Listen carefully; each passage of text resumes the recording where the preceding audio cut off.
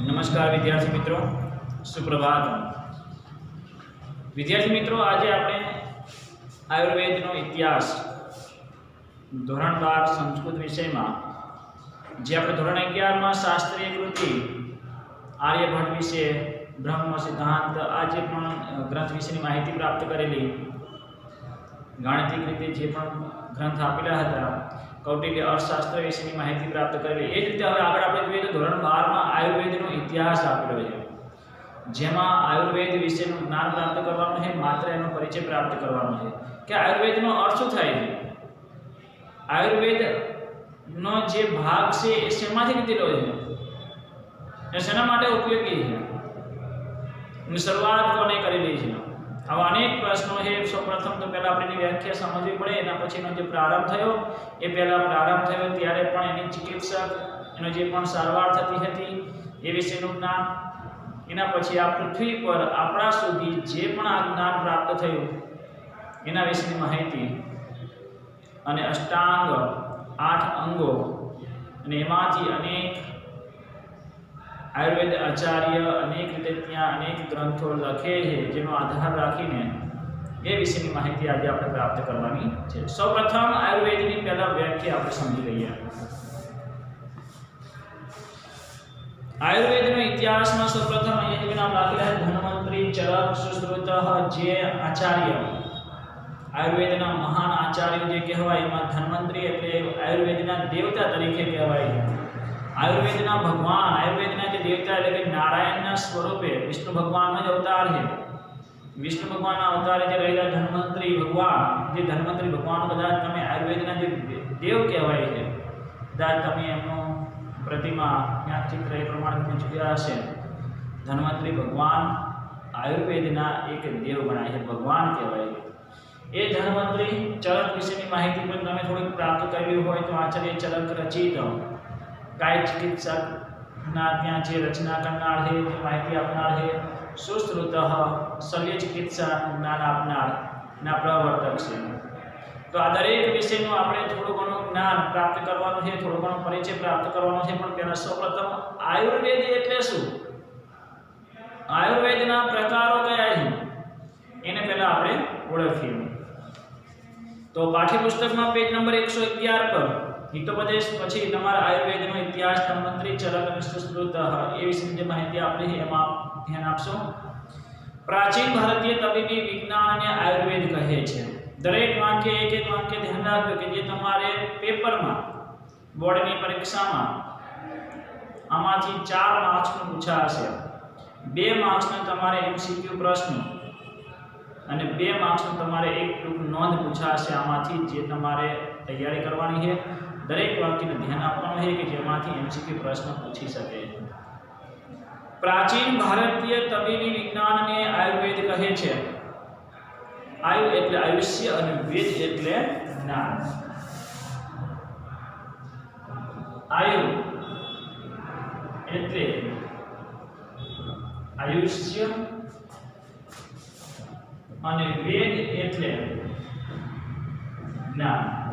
હવે એ તો આપણે સમજીએ, વેદ એટલે જે જ્ઞાન, એટલે વેદ એટલે જે આપણે જાણવું સમજવું, ધાતુ પરથી જે વેદ શબ્દ બનેલો છે અને વેદોમાં જે વાત થઈ એ જ આયુર્વેદમાં આપેલું છે, એ પણ હજુ આપણે આગળ સમજવાના છે। તો આયુર્વેદ એટલે આયુષ્ય, તો ટૂંકમાં આયુષ્યનું જ્ઞાન એટલે આપણું આયુષ્ય આગળ વધે। અત્યારે જોવા જઈએ તો જે આ કોરોનાની મહામારીમાં આયુર્વેદથી જે પણ ઔષધિઓ છે અને એ ઔષધિઓ ખૂબ જ ઉપયોગી બની રહી છે, અને એ પ્રકારે એના જ રીતે કે ઘરગથ્થુ કોઈ અમુક ઉપાય આયુર્વેદ પ્રમાણે ઘણા બધા એવા ઉપાય જે સૂચવેલા હતા એ પ્રમાણે ઘણા બધા લોકોએ ઘરે જ એનો ઉપયોગ કર્યો અને એક ઔષધિ બનાવીને એ પ્રમાણે ત્યાં એ કોરોનાથી રક્ષા પ્રાપ્ત કરી। તો અહીંયા આયુર્વેદ એટલે આયુષ્યને પ્રાપ્ત કરાવનારું જ્ઞાન। આપણે આયુષ્યને પ્રાપ્ત કરવું હોય, કોઈ પણ પ્રકારનો રોગ ન થાય અને એના વિશેનું જે જ્ઞાન પ્રાપ્ત કરવું છે એને કહેવાય આયુર્વેદ। આયુ એટલે આયુષ્ય, વેદ એટલે જ્ઞાન। જે શાસ્ત્રમાં આયુષ્યની જાળવણીનું જ્ઞાન છે, જે શાસ્ત્રમાં આયુષ્યની જાળવણીનું જ્ઞાન છે તે શાસ્ત્રને આયુર્વેદ કહે છે। જ્યાં આપણું આયુષ્ય જળવાઈ રહે છે, આયુષ્ય કઈ રીતે આપણે જાળવી રાખવું, લાંબુ આયુષ્ય કઈ રીતે જીવવું અને એનું જે જ્ઞાન આપણને મળે રહે એ શાસ્ત્ર એટલે આયુર્વેદ। એના માટે એક સંસ્કૃત પંક્તિ પણ છે જે તમારા પ્રશ્ન માટે MCQ પૂછાઈ શકે, અમુક યાદ રાખો. આયુ અસ્મિન વિદ્યતેસ આયુર્વેદ. જે શાસ્ત્રમાં આયુષ્યની, આયુ એટલે આયુષ્યની જાળવણી, વિદ્યતે એટલે જે જાણકારી પ્રાપ્ત થાય છે, સ આયુર્વેદ તે આયુર્વેદ છે. અથવા જેના દ્વારા આયુની બાબતની જાણકારી પ્રાપ્ત થાય છે તેને આયુર્વેદ કહે. એટલે બીજી વ્યાખ્યા પણ આ રીતે આપેલી છે. આયુર્વેદથી જે આયુષ્ય વિશેની જાણકારી પ્રાપ્ત થાય છે અને સ આયુર્વેદ તેને આયુર્વેદ કહે છે.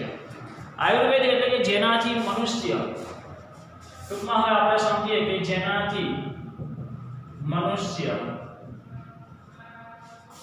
સુખમય, આરોગ્ય સંપન્ન જીવન મેળવે છે તેવો વેદ એટલે કે આયુર્વેદ. તો હવે આગળ જે આપણે સમજવાનું છે આયુર્વેદમાં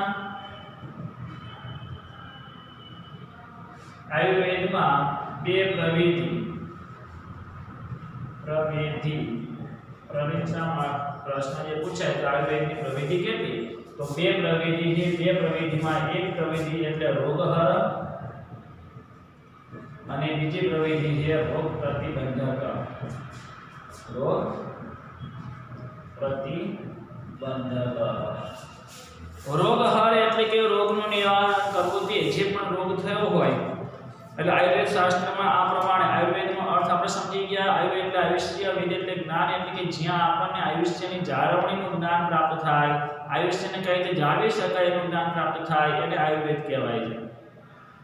પણ મુખ્ય જે વ્યાખ્યા આપણે સમજી ગયા, પણ એના માટે એક સરસ જ્ઞાન કે આયુર્વેદ શાસ્ત્રમાં વ્યાધિગ્રસ્ત હોય એટલે જે પણ રોગી છે એના માટે, રોગથી જે પીડાયેલા છે એવા શરીરના રોગોનું નિવારણ કઈ રીતે કરી શકાય, જે રોગથી જે માણસ પીડાય છે એનું રોગનું નિવારણ કઈ રીતે કરી શકાય, એ રોગને દૂર કઈ રીતે કરી શકાય, એની પહેલી પ્રવિધિ એટલે આયુર્વેદમાં આપેલી છે. કઈ? રોગહર, રોગને દૂર કરવો તે. બીજી પ્રવિધિ કઈ છે? રોગ કદી પણ થાય જ નહીં એના માટે તેવી સ્વાસ્થ્ય રક્ષાની પ્રવિધિઓ, એટલે કે જે રોગ પ્રતિબંધક, રોગ થાય જ નહીં. તમને યાદ, તમે ધોરણ 9 માં એક આચાર્ય ચરક વિશેની જીવનની એક માહિતી પ્રાપ્ત કરેલી. આચાર્ય ચરકે ચરક સંહિતા નામનો જે ગ્રંથની રચના કરી છે, 8 પ્રકરણો છે, 120 અધ્યાયો છે. ટૂંકમાં તમે એની માહિતી પ્રાપ્ત કરી. ધોરણ 9 માં એક પાઠ આવતો. તો એમાં કહ્યું હતું કે જ્યારે માણસને રોગ થાય છે ત્યારે ઔષધિની જરૂર પડે છે, ત્યારે એને સારવાર કરાવવી પડે છે, પણ રોગ થાય જ નહીં એના માટે એક વ્યવહાર જરૂરી છે. દરેકની સાથે આપણે સરસ ત્યાં આપણે કે બધાની સાથે હળીમળીને જીવન જીવીએ, દરેકની સાથે કોઈ પણ વેરભાવ ના રાખીએ, સ્વાર્થમાં ના રાખીએ, કોઈની ઈર્ષા ના કરીએ, માનસિક કોઈ પ્રકારનો રોગ જ ના લાગે. કે મોટો રોગ છે તો માણસ એમાંથી મુક્ત કઈ રીતે થઈ શકે? રોગ એને કદી પણ થાય જ નહીં એના માટે સારો વ્યવહાર કરવો જોઈએ, સારો વ્યવહાર રાખવો જોઈએ. જીવનમાં જ્યારે એના શરીરનું સ્વાસ્થ્યની બરાબર રક્ષા કરે છે તો એના માટે ધોરણ 10 માં પણ પાઠ આવતો. હું તમને અમુક ધોરણની એટલે સિંહ અવલોકન ન્યાય પ્રમાણે યાદ કરાવી દઉં. ધોરણ 10 માં પણ એક પાઠ આવતો, સ્વસ્થ વૃત્તમ સમાચારઃ. સ્વસ્થ આચરણ કર હે બાળક, પથારીમાંથી ઉઠ, સ્વસ્થ આચરણ કર, ભગવાનને યાદ કર, પછી ચોખ્ખું પાણી પી, 100 ડગલા બહાર નીકળીને શૌચક્રિયા કરવા માટે જલ્દીથી જા, સાબુ વડે 2 હાથ ચોખ્ખા કરીને કસરત કર, શરીર પર તેલનું માલિશ કર, પછી સ્નાન કર, પોતાનું વસ્ત્ર બરાબર ધો, પૂર્વ દિશા તરફ મુખ રાખીને સંધ્યા વિધિ કર.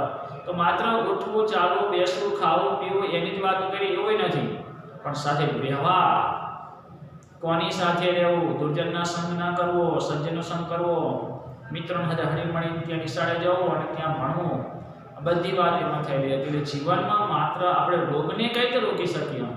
જીવનમાં ક્યાંય રોગ જ ન થાય, આપણે કોઈ ડૉક્ટરની જરૂર નથી, એવો પાઠ પણ આપણે ધોરણ 12 માં સમજવાનો. આ પૂરું કરવું એટલે તમારે વૈદ્ય કેમ પ્રયોજન, વૈદ્યની શું પ્રયોજન છે, ડૉક્ટરની શું જરૂર છે? કંઈ જરૂર નથી. આપણે આપણા શરીરની સંભાળ રાખી શકીએ તો ડૉક્ટરની કોઈ જરૂર નથી. એ વિશેનું જ્ઞાન પણ આપણે પ્રાપ્ત કરવાનું. પણ એ પહેલાં આયુર્વેદ એટલે શું કે આયુષ્યની જાળવણી કઈ રીતે કરવી, માત્ર એવું નથી રોગ થયા પછી આપણે દવા લઈએ અને એને દૂર કરીએ, પણ રોગ જ ન થવા દઈએ એની પહેલા જાળવણી કરવી. પંખ પ્રક્ષાલન ન્યાય, પહેલેથી આપણે કોઈ બેદરકારી ના રાખીએ, દરેકમાં તકેદારી રાખીએ તો પણ માણસને હંમેશા જીવન સુખમયથી વિતાવે છે. તો બે બાબતો આપણને જે સમજાઈ છે આયુર્વેદ સાહિત્યમાં, રોગહરણ, રોગને કઈ રીતે દૂર કરી શકાય, અને રોગ પ્રતિબંધક, રોગ કદી પણ થાય જ નહીં, આ બે પ્રવૃત્તિઓ આયુર્વેદ શાસ્ત્રમાં આપેલી છે. એ બંને બાબતોનું સંમિશ્રિત રૂપે નિરૂપણ થયેલું છે. હવે આ પ્રશ્ન માટે ખાસ તમારે યાદ રાખવાનું. હવે આગળ આપણે વધીએ. ભારતમાં એનો પ્રારંભની વાત કરીએ. પહેલા આપણે વાત કરી આયુર્વેદની વ્યાખ્યા, એ પૂર્ણ થઈ. હવે એનો પ્રારંભની વાત કરીએ. તો ભારતમાં આયુર્વેદનો પ્રારંભ ઘણો જ પ્રાચીન છે, એટલે સૌથી જૂનામાં જૂનો છે. એનો કોઈ સમય અહીંયા આપણને આપેલો નથી. એનો મૂળ વેદ છે, એટલે કે આયુર્વેદનું મૂળ વેદ છે. આયુર્વેદનું મૂળ વેદ છે. આવું શા માટે કહ્યું છે એની આપણે વાત કરીએ તો ઋગ્વેદ અને યજુર્વેદમાં, ઋગ્વેદ તથા યજુર્વેદ, ઋગ્વેદ અને યજુર્વેદમાં પણ એમાં વાત થઈ છે કે રોગો અને ઔષધનો, એટલે કે જે સારવાર કરવી તે ઔષધનો સંકેત આપેલો છે, નો સંકેત મળે છે. આ બધા આપણે પ્રશ્નો માટે યાદ રાખવાના છે. ઋગ્વેદ અને યજુર્વેદમાં રોગ ન થાય, રોગ માટે ઔષધિ એટલે સારવાર કઈ રીતે કરી શકાય, દરેક એના સંકેત આપણને મળે છે. જ્યારે અથર્વવેદમાં તો શરીર વિજ્ઞાન તથા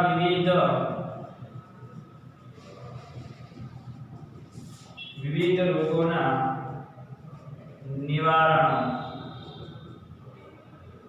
નિવારણાર્થે કરાતી ચિકિત્સા, એટલે એને શું કહેવાય, આપણે સારવાર નું વર્ણન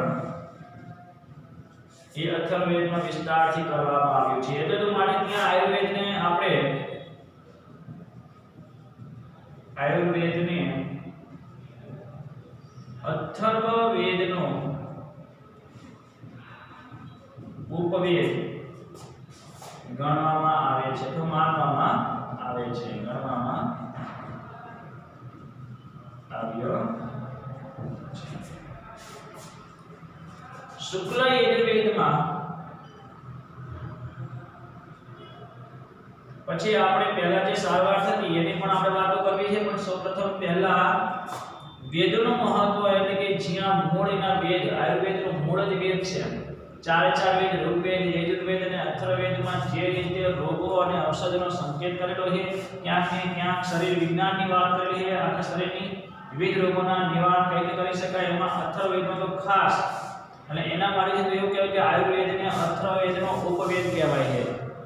આયુર્વેદને અથર્વવેદનો ઉપવેદ કહેવાય છે. આ પ્રશ્ન માટે ખાસ ધ્યાન રાખજો. આગળ વાત કરીએ તો શુક્લ યજુર્વેદ.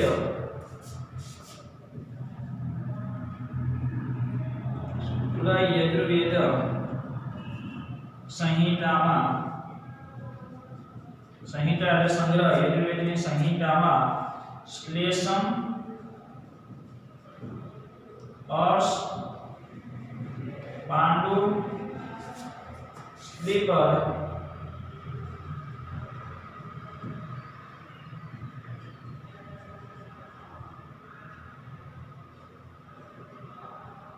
યક્ષમ, મુખપાક,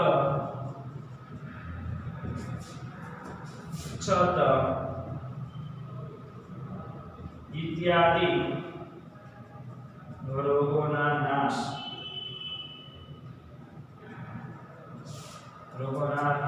માટેના ઉપાયો. તો આપણે પહેલા એનો પ્રારંભ જે થયો છે એની પહેલા તો આપણે ખાલી વાત કરીએ કે જે મેં તમને શરૂઆતમાં કહ્યું કે આયુર્વેદની વ્યાખ્યા, આયુર્વેદ એટલે કોને કહેવાય છે, જેનાથી મનુષ્યને સુખમય જીવન જીવવા મળે, આરોગ્ય સંપન્ન જીવન મળે, અને જે બધા વેદ છે એને આપણે આયુર્વેદ કહીએ છીએ. એમાં બે પ્રવિધિઓ છે, પણ આયુર્વેદનું મૂળ વેદ છે, 4 વેદ છે, બીજું કંઈ છે જ નહીં. અને આયુર્વેદમાં જે પણ માહિતી આપી છે બધી જ ઋગ્વેદમાં, યજુર્વેદમાં અને અથર્વવેદમાં છે. પણ અથર્વવેદમાં તો વિવિધ રોગોના નિવારણ માટે જે પણ સારવાર માટેની જે માહિતી આપેલી છે એટલા માટે તો એને આયુર્વેદને અથર્વવેદનો ઉપવેદ પણ કહેવામાં આવે છે.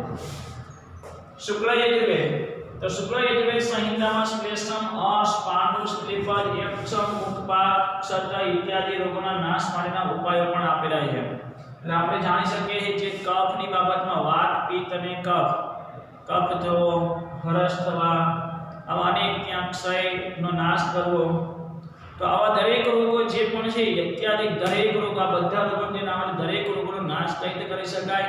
અત્યારે પણ આપણે જાણીએ કે કોરોના જેવી મહામારીમાં કોરોના જેવો જે પણ રોગ છે તો એને પણ દૂર કરવા માટે આયુર્વેદનો એક આશરો લીધો હતો.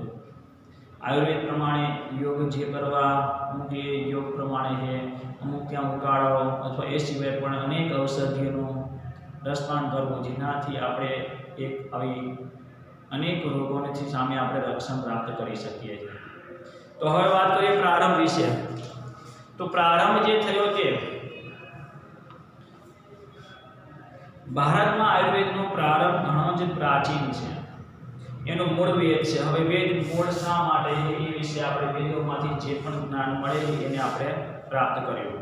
આગળ ઋગ્વેદના મંત્રમાં નિર્દિષ્ટ અશ્વિની કુમારો દેવતાઓના વૈદ્ય છે. આ ખાસ પ્રશ્ન યાદ રાખજો કે તેઓના વૈદ્ય કોણ. આપણે વ્યાખ્યા વિશે સમજી ગયા હોય અથવા મૂળ જે વેદ છે એના વિશે સમજી ગયા હોય તો આગળ પણ હું સમજાવું એમ. અમુક પોઈન્ટ યાદ રાખજો પ્રશ્નો માટે ખાસ. તો આપણે આગળ વાત કરીએ હવે.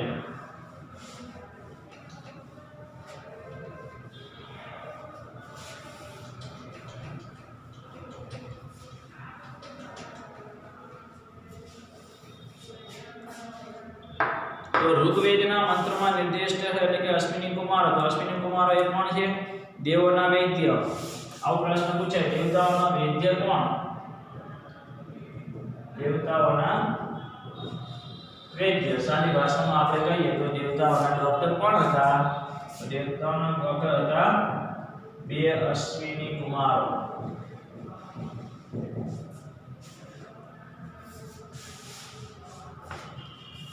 તો અહીંયા આગળ વાત કરીએ મંત્રોમાં એનો નિર્દેશ પણ થયો છે. જે દેવતાઓમાં આપણે ગણતરી પણ કરીએ છીએ, પણ આ જોડી આ બંને ભાઈ છે એ બે અશ્વિની કુમારોની વાત કરીએ તો બે અશ્વિની કુમારો કે જે દેવોના ડોક્ટર હતા એ પણ પોતે દેવ જ હતા. અશ્વિની કુમાર એટલે પણ દેવ હતા. એને સૂર્યપુત્રના ઓજસ પુત્ર પણ કહેવાય છે.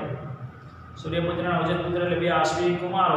બે અશ્વિની કુમારો એટલે કે જે આયુર્વેદનું જ્ઞાનની જે આમ જે કહેવાય કે બ્રહ્માજીની પાસે પ્રાપ્ત કર્યું અને બ્રહ્માજીની પાસે પ્રાપ્ત કરીને એ પછી અશ્વિની કુમારોએ જે રીતે ઇન્દ્રને આ જ્ઞાન આપેલું, ઇન્દ્ર દ્વારા અનેક ઋષિમુનિ પાસે આ જ્ઞાન પહોંચેલું, એની વાત પણ આપણે આગળ કરવાની કે કઈ રીતે વિકાસ થયો, પરંપરા પ્રમાણે વિકાસ જે થયો એની વાત. પણ સૌપ્રથમ જ્યારે પ્રારંભ થયો તો આયુર્વેદનું મહત્વ પહેલા પણ એટલું ખૂબ જ જરૂરી હતું. અને આયુર્વેદનું જ્ઞાન ધરાવનારા બે અશ્વિની કુમારો દેવતાના ડોક્ટર હતા. એ વખતે પણ એમને અનેક સારવાર કરેલી છે અને અનેક સારવારોમાંથી અહીંયા આપણે બે ત્રણ ઉદાહરણ જે છે એને આપણે સમજવાના છે. તેમને કરેલી ચિકિત્સાના અત્ર તત્ર ઉલ્લેખો જોવા મળે છે. એમને કરેલ શસ્ત્રક્રિયાઓનું વર્ણન પણ ધ્યાન ખેંચે તેવું છે. અશ્વિનીઓએ સ્વયં ઋષિનું વૃદ્ધત્વ દૂર કરીને નવયુવન પ્રદાન કર્યું હતું. રાજા ખેરની પત્ની વિસ્પલાનો પગ યુદ્ધમાં કપાયો, જેને તેઓએ લોખંડની જંધાથી જોડી આપ્યો હતો. વળી અહીં વેદમાં અનેક આયુષ્ય પ્રાપ્તિની પ્રાર્થનાઓ પણ છે. વિવિધ રોગોનો અને રોગ નિવારણના ઉપાય તરીકેના ઔષધોના નામાંત સંકેત પણ છે. સાથે મધુ વિદ્યા પ્રાપ્ત કરવા માટે એમ કહી શકાય દધીજીના મસ્તકની જગ્યાએ ઘોડાનું મસ્તક લગાવેલું અને મધુ વિદ્યા પ્રાપ્ત કર્યા પછી ફરીથી પરસાએ મસ્તકને એ જ પ્રમાણે ત્યાં એમને જોડી દીધું હતું. તો આ બધું અત્યારે શક્ય નથી. શલ્ય ચિકિત્સા અત્યારે આપણે કહીએ કે સર્જરી જે પ્રમાણે થાય છે અનેક રોગને દૂર કરે છે, પહેલા પણ આ બધું હતું, શક્ય હતું કે જે અશ્વિની કુમારોએ જે આ કાર્ય કરેલું છે. તો અહીંયા બે ત્રણ ઉદાહરણ પરથી આપણને ખ્યાલ આવે કે સ્વયં ઋષિના વૃદ્ધાવસ્થામાંથી નવયૌવન પ્રાપ્ત કરેલું. વિસ્પલા પેલા વિરાટનાઓ ત્યાં એ યુદ્ધ મેદાનમાં જતી અને જ્યારે એ વિસ્પલાનો યુદ્ધમાં પગ કપાઈ ગયો ત્યારે લોખંડની જાંઘ જોડી આપેલી હતી અને યુદ્ધમાં લડી હતી. એ જ પ્રમાણે કહીએ તો દધીચી ઋષિના મસ્તકની જગ્યાએ ઘણ મસ્તક કે જ્યાં પેલો ઇન્દ્ર વિદ્યા પ્રાપ્ત કરે એ પેલા અશ્વિની કુમારની પાસે વિદ્યા પ્રાપ્ત કરી લે છે. પણ ત્રણે ત્રણની વાત માત્ર ટૂંકમાં કરવી છે તો ટૂંકમાં જે વાત કરવી એ પ્રમાણે ત્યાં ધ્યાન આપો જેથી આપણને ખ્યાલ આવી જશે. હવે સ્વયં ઋષિને તો આપણે કદાચ સાંભળેલું સ્વયં પ્રાસ આપણામાંથી જે બનાવવામાં આવતું જે પ્રાસ છે સ્વયં પ્રાસ એ આ ઋષિના નામ પરથી પણ કહેવાય છે. પણ ઘટના જે છે ને વૃદ્ધાવસ્થા કઈ રીતે અમને દૂર કરી નવયૌવન આપેલું હતું. તો એની વાત એવી છે કે જ્યારે સરિયાતી નામનો એક રાજા પોતાના અનેક સૈનિકોની સાથે પોતાના પરિવારની સાથે વનમાં વિહાર કરવા માટે નીકળેલો હતો. એ સરિયાતી રાજાની પુત્રી સુકન્યા, હવે એવું કહેવાય છે કે જ્યારે જંગલમાં વિહાર કરતા હશે સુકન્યા પણ પોતાની સખીઓની સાથે વિહાર કરતી હતી. રાજા પણ પોતાના સૈનિકોની સાથે ત્યાં વિહાર કરતા, બધા પોતપોતાની અલગ અલગ જગ્યા પર હતા. એટલે સુકન્યા એમ કહેવાય કે સ્વયં ઋષિ પોતાના શરીર પર જેટલી ધૂળ જામેલી હતી અને ઘાસ ત્યાં ઉગેલું હતું, ઉદય પણ ખાઈ ગઈ હતી, ઉદયના રાફડા ફાટી નીકળ્યા હતા. એમ કહી શકાય કે આમ ઓળખી ના શકાય કે આ ઋષિમુનિ તપસ્યા કરતા છે, કેમ કે પહેલાના ઋષિમુનિઓ હજારો વર્ષની તપસ્યાઓ કરતા. આવી વાતો આપણે સાંભળી લઈએ અને હજારો વર્ષની તપસ્યા કરતા વિચાર તો કરો એના પર કેટલી ધૂળ ત્યાં ટેકરી થઈ ગઈ હોય, નાની ઘાસ ઉગે, આવા ઉદયના રાફડા નીકળ્યા. આ સ્વયં ઋષિની વાત આપણે કરીએ કે ઉદયના રાફડા ફાટી નીકળ્યા હતા, પણ આંખનું જે તેજ હતું ને આજ્ઞાઓ જેવું તેજ હતું. આજ્ઞાઓ કેમ રાત્રે શોભી ઉઠે છે એમ તેનું તેજ હતું. આંખોનું તેજ જ્યાં એક માત્ર દેખાતું હતું, બાકી કંઈ દેખાતું ન હતું. તો સુકન્યાને પોતાની સખીઓની સાથે ત્યાં નીકળે છે એટલે એને આમ આ જોયું, એને એમ લાગ્યું કે આ બે આજ્ઞાઓ લાગે છે અને આજ્ઞાઓની ચમક, પણ હકીકતમાં બે આજ્ઞાઓ ન હતા પણ બે સ્વયં ઋષિની આંખો હતી જેમાંથી તેજ જે નીકળતું હતું. એ બે આંખોની જે ચમક છે એ ચમકને જોઈને સુકન્યાને મજાક સૂજે છે. એને કાંટો લીધો, એક સૂળ લીધી, એ કાંટો લઈને એને બંને આંખમાં એ કાંટાને નાખેલા આજ્ઞાઓ જે ચમક આપે છે એને રમતથી એને શું કર્યું, એ કાંટો ત્યાં અંદર નાખે છે, આંખો ફૂટી ગઈ અને આંખમાંથી લોહી બહાર નીકળવા માંડ્યું. લોહી જેવું બહાર નીકળ્યું ને એટલે તરત ત્યાં પેલી સુકન્યા ગભરાઈ ગઈ. લોહી બહાર નીકળતા સુકન્યા પોતાના સખીઓની સાથે ત્યાંથી નીકળી ગઈ. સ્વયં ઋષિને ત્યાં એ તપસ્યામાં ભંગ પડે છે, પોતાની તપસ્યામાંથી એ દૂર થાય છે, જુએ છે તો બંને આંખો એમની ફોડી નાખેલી છે, સામે કંઈ દેખાતું નથી. એટલે તરત ત્યાં એ શ્રાપ આપી બેઠી કે જે પણ અહીંયા હાજર હોય બધાને સ્તંભ ત્યાં રોકી દે છે, ક્યાંય કોઈ આસુપાસ ના થઈ શકે. રાજાને આની જાણ થઈ કે આવું કેમ થયું છે એટલે રાજા પોતાના સૈનિકોની સાથે ત્યાં એ ઋષિની પાસે આવે છે. ઋષિની આંખમાંથી લોહી નીકળે છે. રાજા જુએ છે, હે મહાત્માઓ તમને આ શું થયું? હે મહાત્મા, આંખમાંથી આ જે આંસુની જગ્યા લોહી કેમ નીકળે છે? ત્યાં સ્વયં ઋષિ કહે છે કે મને ખબર નથી પણ મારી આંખો કોઈએ ફોડી નાખી છે. તો કે આ શ્રાપ પણ તમે જ આપેલો હશે કે જેને બધા ત્યાં એ મળપુત્ર જે બંધ કરી દીધા એવું કહેવાય બધાને. એટલે એના કારણે રાજાને ખબર પડી કે કંઈ થયું છે, કોઈનાથી કંઈ ભૂલ થઈ છે, એટલો ક્ષમા માગેલો. મને ઋષિની પાસે આવે, ઋષિની આંખો ફોડી લઈ, આ વાતની ખબર પડી, ક્ષમા માગે છે કે અમારામાંથી કોઈની એકની ભૂલ થઈ હશે. પણ કોણ છે ખબર નથી. એટલે બધા ત્યાં કહે છે બતાવો કે જે પણ હોય એની વાત ત્યાં કરો તો ઋષિ મુનિ કદાચ આપણને આ બધામાંથી એક શ્રાપમાંથી દૂર કરી શકે. ત્યારે સુકન્યા દીકરી ત્યાં પિતાને કહે, પિતા મારાથી ભૂલ થઈ ગઈ છે, મને એમ કે બંને આજ્ઞાઓ હશે, મેં ત્યાં એ સૂળથી એ ઉપયોગ કર્યો, લોહી નીકળો, ગભરાઈ ગઈ, ત્યાંથી દૂર ભાગી, મારાથી થઈ ગયું છે. પિતા માફી માગે છે મારા દીકરી વતી, હું માફી માગું છું, ક્ષમા માગું છું, ઋષિમુનિ માફ કરી દો બધાને. ઋષિમુનિ કહે હવે મારા જીવનમાં આંખો રહી નથી તો હું કઈ રીતે જોઈ શકું, હું કઈ રીતે કામ કરી શકું? તો કે તમે કહો એ પ્રમાણે તમારી ઈચ્છા પૂર્ણ કરવા હું તૈયાર છું. ત્યારે સ્વયં ઋષિએ કહ્યું કે તમારી આ દીકરીના લગ્ન મારી સાથે. હવે એ વૃદ્ધ સ્વયં ઋષિ, પેલી કન્યા તો હજુ કુમારી નાની હતી, હવે એના લગ્ન એક વૃદ્ધ વ્યક્તિ સાથે કરાવવા એટલે રાજા ત્યાં ના પાડે અને સુકન્યાનો વિરોધ પણ કરતી નથી. લગ્ન કરવા તૈયાર છે કે એનાથી પોતાની ભૂલ થઈ ગઈ છે. ઋષિમુનિનું પહેલાં માન હતું અને કહેવાય રાજાઓની પુત્રીના લગ્ન ઋષિઓ સાથે પણ થતા હતા. એટલે રાજાએ આ પ્રમાણે સુકન્યાની ની વિવાહની વાત છે સ્વયં ઋષિને કરે છે, સ્વયં ઋષિ સાથે લગ્ન કરાવે છે, સ્વયં ઋષિ સાથે ત્યાં રહે છે, આંખો નથી એટલે બધી રીતે એની સેવા કરે છે, નિષ્ઠા ભાવથી એની સાથે રહે છે, કોઈ તપસ્યા કરે અથવા કોઈ પણ વસ્તુની જરૂર હોય જોઈ ના શકે પણ સુકન્યા જે કહેવાય કે સંપૂર્ણ સેવા કરે છે, નિષ્ઠા ભાવથી ત્યાં સેવા કરે છે, પત્ની તરીકે પોતે જે એની પાસે રહે છે, કંઈ પણ ખામી રહેવા દેતી નથી. અને બે અશ્વિની કુમારો ત્યાં પ્રસન્ન થયા, બંને અશ્વિની કુમારો ત્યાં આવે છે, જોયું પતિવ્રત ધર્મ પાળનારી આવી સુકન્યા કે જે નાની ઉંમરે છે, પહેલા વૃદ્ધ છે, તેમના ઘરે રહ્યા. એમનેથી આ અશ્વિની કુમારનો નામ સંતોષ થયો કે ના ભલે આ વૃદ્ધ છે પણ છતાંય આની સેવા ભાવના જોઈને પોતે ખુશ થયેલા. તરત ત્યાં સ્વયં ઋષિને કહે છે કે તમારી ઈચ્છા હોય કે તમે કંઈ માગી શકો છો.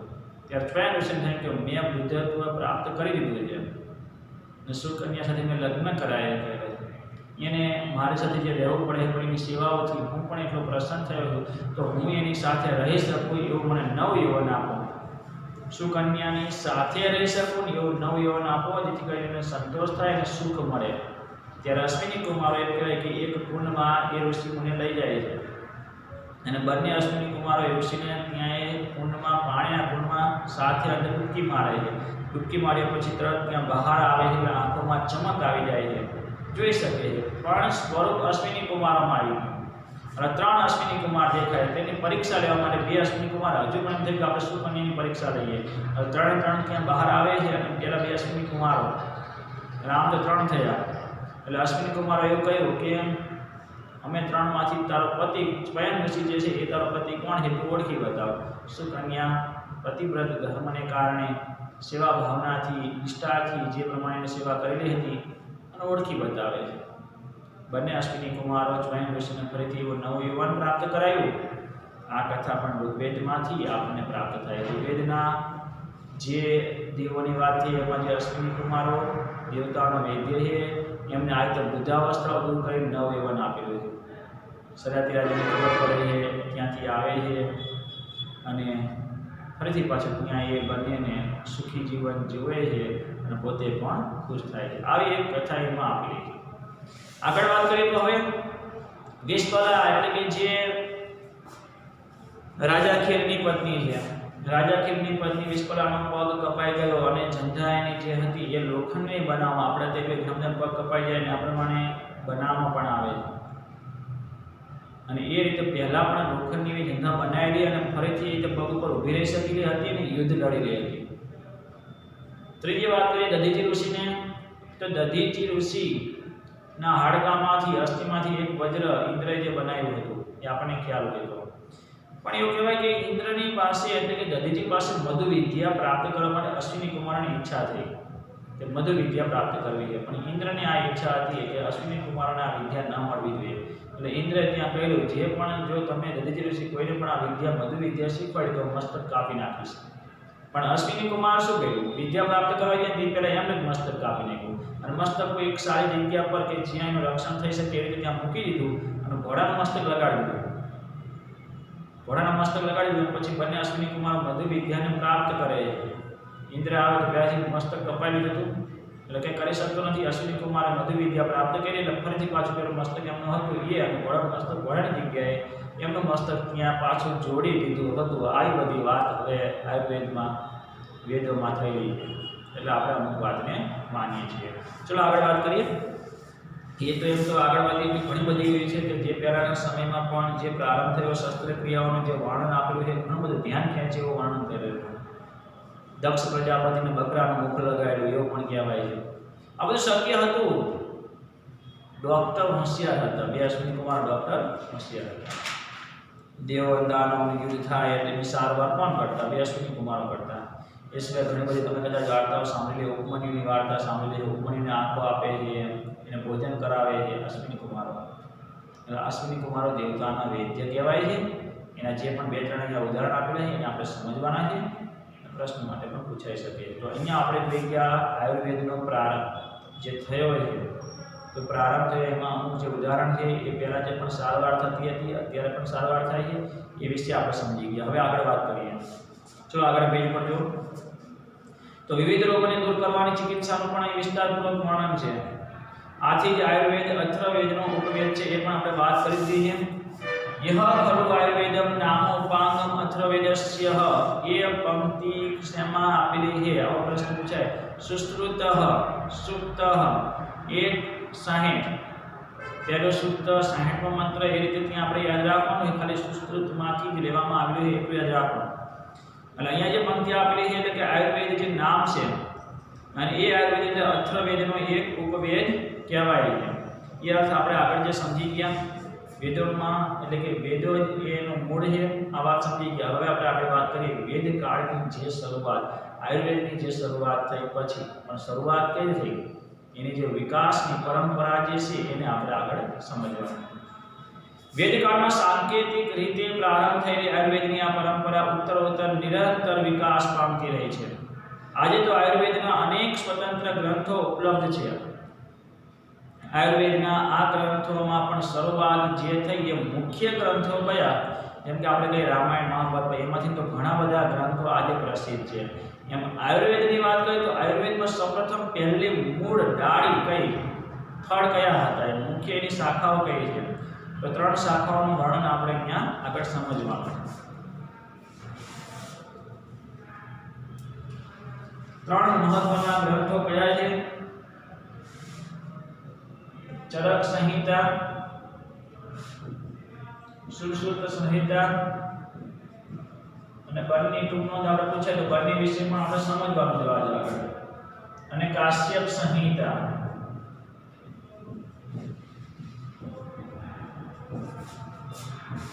ત્રણ મુખ્ય ગ્રંથો છે. 3 મુખ્ય મહત્વના ગ્રંથો છે. અહીં ગ્રંથના આરંભમાં આયુર્વેદ શાસ્ત્રના ઉદયની કથા રોચક રીતે વર્ણવી છે. એટલે કે આયુર્વેદનો ઉદય કઈ રીતે થયો? જે આ પૃથ્વી પર આપણી પાસે આયુર્વેદનું જે જ્ઞાન આવ્યું છે એ કઈ રીતે આવેલું છે તો એના વિશે વાત કરીએ. તો તે અનુસાર એવું કહેવાય આ શાસ્ત્રના પ્રવર્તક વાક્ય નોંધ કરજો. આ શાસ્ત્રના પ્રવર્તક સ્વયં બ્રહ્મા છે. સૌપ્રથમ શાસ્ત્રના પ્રવર્તક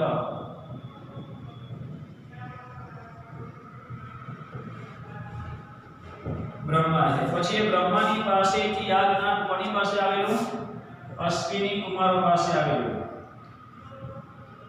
અશ્વિન કુમારો અથવા કે અશ્વિની કુમારો એમ પણ કહી શકાય. અશ્વિની કુમારો પાસે આ જ્ઞાન આવેલું અને અશ્વિની કુમારો જે આ જ્ઞાન પ્રાપ્ત કર્યું એ જ્ઞાન કોને આપેલું? ઇન્દ્રને આપેલું. અને ઇન્દ્ર પાસે જ્યારે આ જ્ઞાન આયુર્વેદનું જ્ઞાન જ્યારે પહોંચ્યું પછી એમને કોને આપેલું? સૌપ્રથમ પહેલા મહર્ષિ ભારદ્વાજને.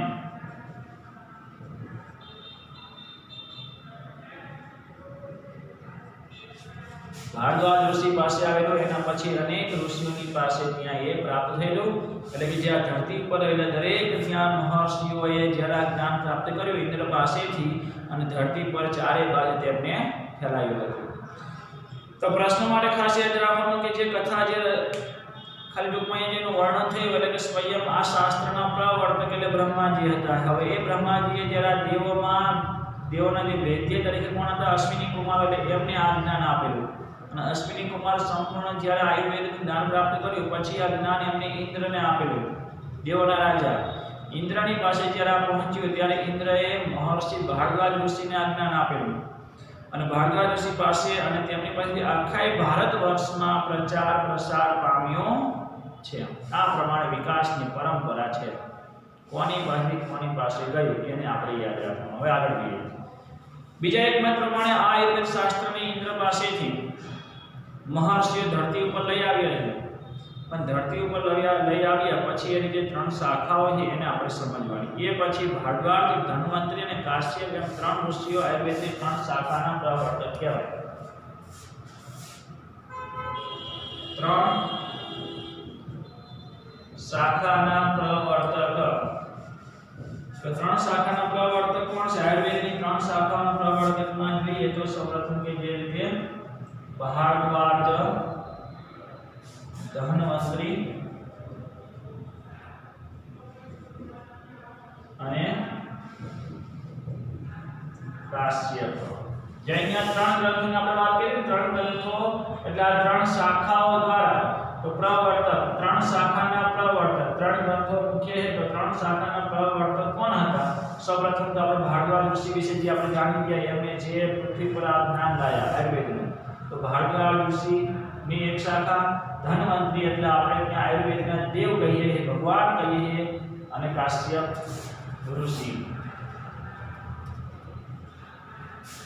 આગળ એમ મનાયું કે હવે એક એક વાક્ય ધ્યાન આપજો. આ ત્રણ શાખાઓના પ્રવર્તકમાં ભારદ્વાજ કાય ચિકિત્સાના પ્રવર્તક છે.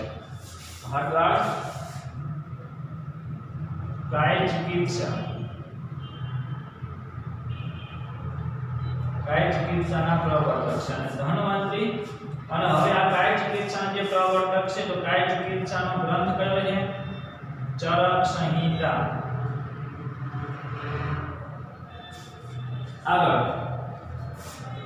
ધન્વંતરી, તો ધન્વંતરી શલ્ય ચિકિત્સાના પ્રવર્તક છે. શલ્ય ચિકિત્સા, શલ્ય ચિકિત્સા માટેનો ગ્રંથ છે સુશ્રુતઃ સંહિતા. આગળ કાશ્યપ ઋષિ દ્વારા જે પરંપરા એટલે જે કાશ્યપ ઋષિ છે બાલ ચિકિત્સા,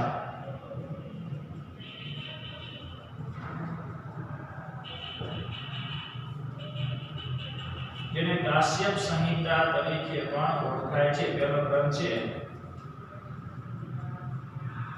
કાશ્યપ સંહિતા.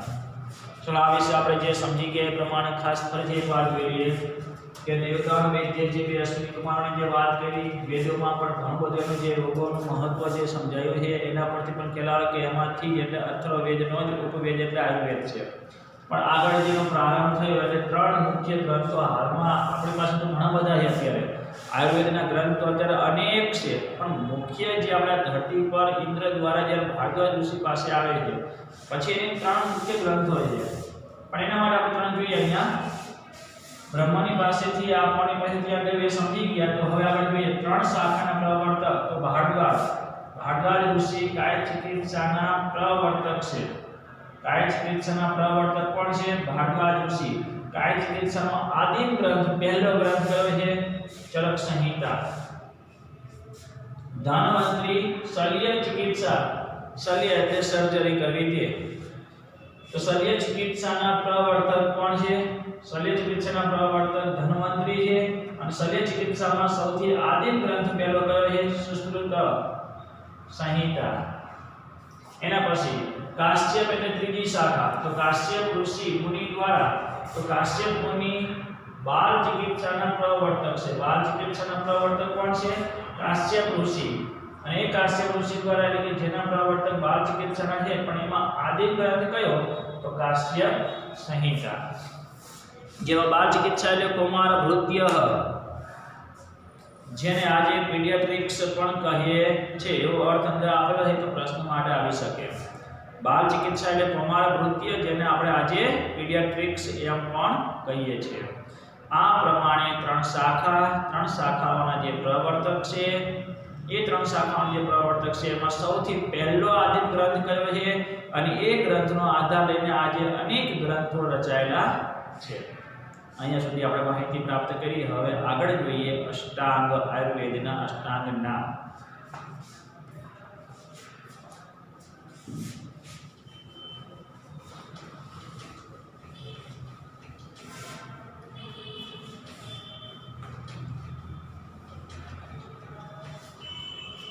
આયુર્વેદની વ્યાખ્યા વિશે તમારે પૂછો તો શરૂઆતમાં આપણે સમજી ગયા તે પછી આયુર્વેદનો જે પ્રારંભ એમાં મેં તમને જે ઉદાહરણ આપેલા છે સ્વયં ઋષિનું, દધીચી ઋષિનું, એ એમાં આવશે. બે અશ્વિની કુમાર દેવતાના વૈદ્ય ત્યાંથી જે પ્રારંભ થયો તે. ત્રીજો પ્રશ્ન યાદ રાખવાનો કે જે આયુર્વેદની પરંપરા જે વિકસિત થઈ, એટલે જે રીતે બ્રહ્મા સ્વયં પ્રવર્તક, પછી કોની પાસે ત્યાં ગયું, અને ત્રણ મુખ્ય જે શાખાઓ છે આ વિશેની આપણે જાણકારી પ્રાપ્ત કરી. એટલે જે રીતનો પ્રશ્ન પૂછાય એના વિશે એટલું જ આપણે લખવાનું રહેશે. ચલો આગળ. હવે તમારો મહત્વનો પ્રશ્ન છે આયુર્વેદ અષ્ટાંગ શાસ્ત્ર છે. તેના 8 અંગો આ પ્રમાણે છે. આ બધા અંગો ઉપર અલગ અલગ આચાર્યોએ અલગ અલગ આયુર્વેદ વિશેનું જ્ઞાન આપેલું છે. એટલે આપણે 8 અંગની યાદ રાખવાના છે. આઠે 8 અંગ વિશે જે માહિતી છે એ પ્રમાણે આપણે યાદ રાખવાનું શલ્ય તંત્ર, બીજો છે શાલાક્ય, ત્રીજો છે કાય ચિકિત્સા એટલે કે શરીરની ચિકિત્સા, કાય એટલે કે શરીરની ચિકિત્સા, ભૂત વિદ્યા અથવા કે પ્રેત વિદ્યા એમ પણ કહી શકાય, બાળ ચિકિત્સા, છઠ્ઠો વિષ તંત્ર, રસાયણ તંત્ર અને આઠમું વાચીકરણ. દરેકનો અર્થ તમારાથી સામે સમજાવવાનો છે, પણ 8 ક્રમ આ રીતે આપણે યાદ રાખવાનો. શલ્યતંત્ર, શાલાક્ય, કાય ચિકિત્સા, ભૂત વિદ્યા, બાળ ચિકિત્સા, વિષતંત્ર, રસાયણ તંત્ર અને વાચીકરણ. તમારે આયુર્વેદના 8 અંગ પૂછાય તો આયુર્વેદના અષ્ટાંગમાં 8 ના નામ અને દરેકનો અર્થ. તો શલ્ય એટલે મેં તમને પહેલા સમજાવ્યું સર્જરી માટે. આજે જેને આપણે સર્જરી તરીકે ઓળખવામાં આવે છે. કોઈ પણ ક્યાંય પણ આપણને વાગે છે, લોખંડનો કોઈ ટુકડો અંદર શરીરમાં જતો રહે છે તો એમાંથી એને બહાર કાઢવો, એની સર્જરી કરવી, અનેક પ્રકારની જે સર્જરીઓ આજે જે થાય છે તો એનો આધાર જે છે ને એ શલ્યતંત્ર છે. આયુર્વેદનું એક અંગ કહેવાય છે. એટલે એના ઉપરથી આધારિત ઘણા બધા આચાર્યોએ એના વિશેની જે પણ માહિતી આપેલી છે અને એના આધારે આજે પણ આપણે સર્જરી તરીકે જે ઓળખવામાં આવે છે એને કહેવાય શલ્યતંત્ર. શાલાક્ય, તો શાલાક્યનો અર્થ આપણે સમજી ગયા. શાલાક્ય એટલે સળી કહેવાય, સળી. અને એ સળી એટલે કે જ્યારે આપણે અહીંયા કહીએ કે એના વડે જે ચિકિત્સા જે સારવાર કરવામાં આવે એને ENT કહેવાય છે. નાક, ગળા, આંખ, કાન આ બધું જે નાના સૂક્ષ્મ જે છે તો એની જે સારવાર કરવામાં સળીનો ઉપયોગ કરવામાં આવતો. આજે તો ઘણા બધા એવા સાધનો થઈ ગયા છે. કાય ચિકિત્સા, શરીરની ચિકિત્સા આજનું જનરલ મેડિસાઇન્સ એટલે કે વૈદ્યકનો એક ઉપચાર, સામાન્ય નાના રોગોનો જે પણ ઉપચાર કરવામાં આવે, રોગદોષને પરખવાની જે શક્તિ ધરાવે છે તે એટલે કે શરીરની ચિકિત્સા સારવાર કરી છે. ભૂત વિદ્યા તો પ્રેત વિદ્યા, અમાન્ય અતિમાન્ય તત્વથી બચાવ, એક મનોરોગ, માનસિક પ્રકારનો રોગ જેને દૂર કરવો. ભૂત વિદ્યા છે, પ્રેત વિદ્યા છે, અમાન્ય એવી શક્તિ આ બધું જે પણ ધરાવે એ મનોવિજ્ઞાન, માનસિક જે રોગ છે એને દૂર કરવો. બાળ ચિકિત્સા, કુમાર વૃદ્ધિ, આજનું પીડિયાટ્રિક્સ, ગર્ભિણી સ્ત્રીઓ, બાળકો, સ્ત્રી રોગ તથા ગર્ભ વિશેનું જે પણ જ્ઞાન છે, બાળકો વિશેનું જે જ્ઞાન છે એ બધું તેમાં શેમાં આવે છે? કુમાર વૃદ્ધિ બાળ ચિકિત્સામાં આવે છે. વિષ તંત્ર એટલે અગધ એટલે વિષ કહેવાય, અગધ તંત્ર એટલે વિષ કહેવાય. જુદા જુદા પ્રકારના વિષ અને તેનાથી બચવાનું શાસ્ત્ર, ઘણા બધા જે પણ ઝેરી જીવજંતુ જે પણ હોય તો એમાંથી જે દવા બનાવવામાં આવે છે અને એ વિષમાંથી બનેલી દવા કોના માટે, કયા રોગ માટે ઉપયોગી છે એનો પણ ઉપાય એમાં આપેલો. પણ વિષમાંથી બનાવેલી દવા ઘણી રીતે ઘણા એવા રોગ છે ભયંકર કે જેને વિષથી બનાવેલી જે દવાઓ છે એનાથી એ રોગને દૂર કરવામાં ઉપયોગી બને છે. રસાયણ તંત્ર, રાસાયણિક ઔષધો અને તેના ઉપયોગો. રાસાયણિક જે પણ ઔષધો છે અને એ ઔષધો છે તેનાથી એનો કઈ રીતે ઉપયોગ કરી શકાય, શેમાં ઉપયોગ કરી શકાય એના વિશે રસાયણ તંત્રમાં માહિતી આપેલી છે. વાચીકરણ એટલે શક્તિ વધારવા માટે શક્તિ પ્રાપ્તિના ઉપાયો, તો વીર્યવર્ધક પણ કહી શકાય. શક્તિ પ્રાપ્ત કઈ રીતે કરી શકાય એના માટેનું એક વાચીકરણ એટલે 8મું અંગ કહેવાય છે. આયુર્વેદના 8 અંગ, આયુર્વેદના 8 અંગો વિશેની માહિતી આપો તો આયુર્વેદના 8 અંગો આ પ્રમાણે છે. 8 અંગના નામ લખવાના. સામે ટૂંકમાં આ જે સર્જરી તરીકે ઓળખવામાં આવે છે, શરીર વડે ENT સાથે સરખાઈ શકાય અથવા એ પ્રમાણે શરીરના ઉપયોગથી લઈને ઘણા બધા રોગને દૂર કરી શકાય છે. આજે જેની સાથે ઓળખાય છે આ રીતે કાઉન્સમાં આપેલું એ પ્રશ્ન માટે આવી શકે એટલે થોડુંક એ ધ્યાન રાખવાનું. બાકી 8 અંગ તમે લખી દેશો તો પણ ચાલશે, પણ સામે થોડું ટૂંકમાં એનો અર્થ જે આપેલો છે એ લખો એ જરૂરી છે. તો 8 અંગ વિશે આપણે માહિતી પ્રાપ્ત કરી. બસ આટલું તમારે એના વિશે સમજાવવાનું. આયુર્વેદના અષ્ટાંગ 8 અંગો, 8 અંગોના નામ.